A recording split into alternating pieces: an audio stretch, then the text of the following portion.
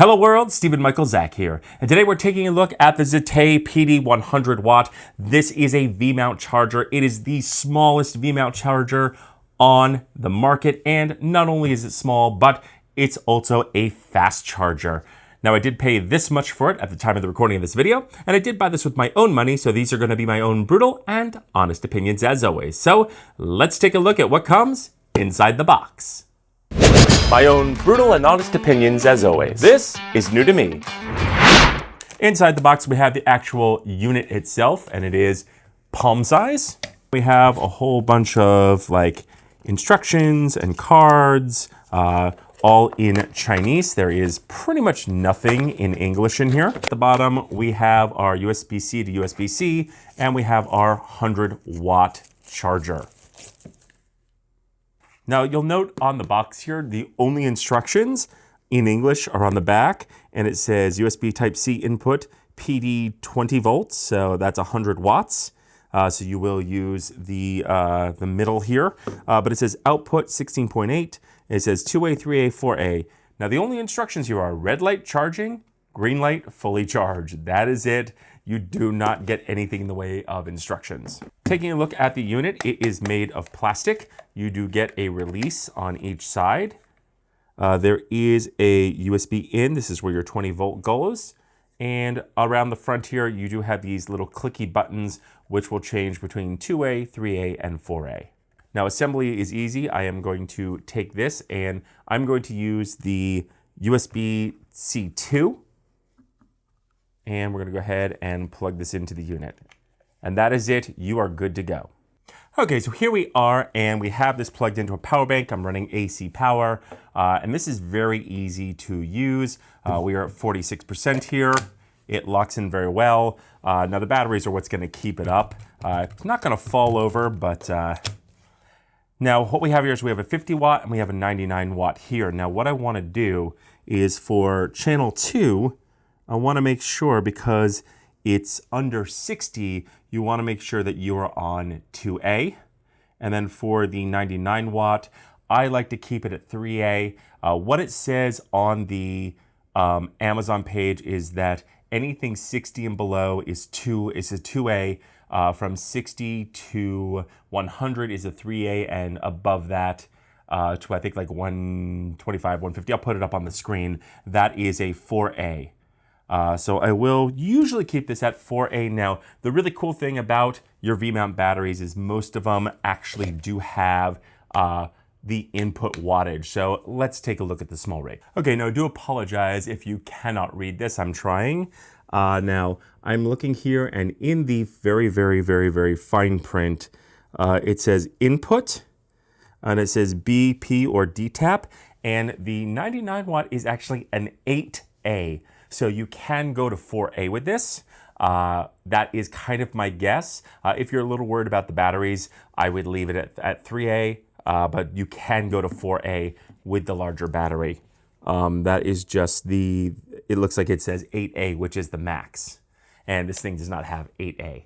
3A is going to charge a little bit slower, but it's better safe than sorry. I also think this thing only goes up to 4A so that it doesn't overcharge the batteries. And again, if you don't need the battery that quickly, then 3A should be fine. 4A will get it done for you faster. And it will take you, with 3A, 4A, it will take you about 1.8 hours, 1.9 hours, so roughly 2 hours to charge a battery. Now, taking a look at the 50 here, I can definitely see that this says 5A max. I don't know if you could read that. So since it says 5A, 4A again should be fine for the 50 watt battery. But I will most likely either keep it on 2A or 3A just because the instructions on Amazon say that. But I'll actually, here I'm gonna leave it on 4A and see if that charges super fast. So I'll leave them both on 4A because one is 8A, the other one's 5A, 4A should be fine. So we'll put that aside and come back.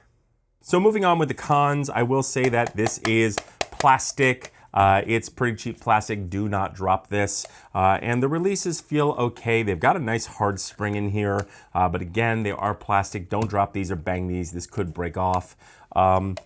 it does stand up on its own.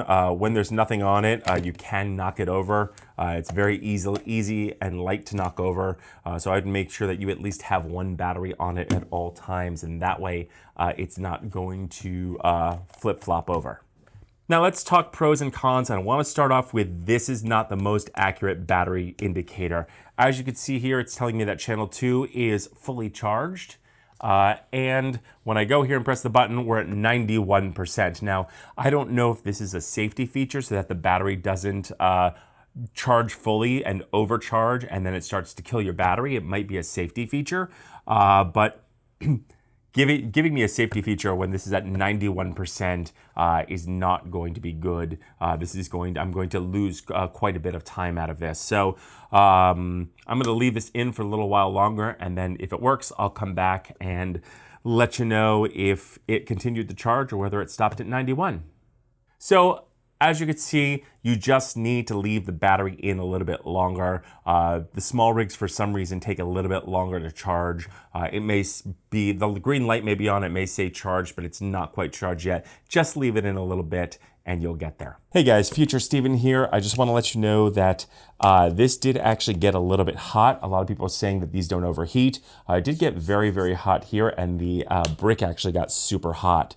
So I'm not sure whether that's just me having to play with which USB to use, or the fact that maybe I had a 50 in at 4A. So I'll probably just switch I'll probably do what Amazon says and use those recommended levels.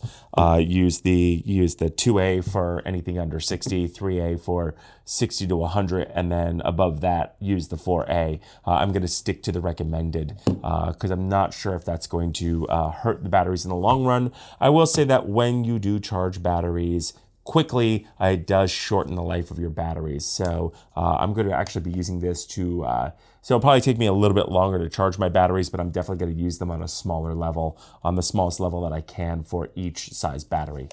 So that's it. Back to the video.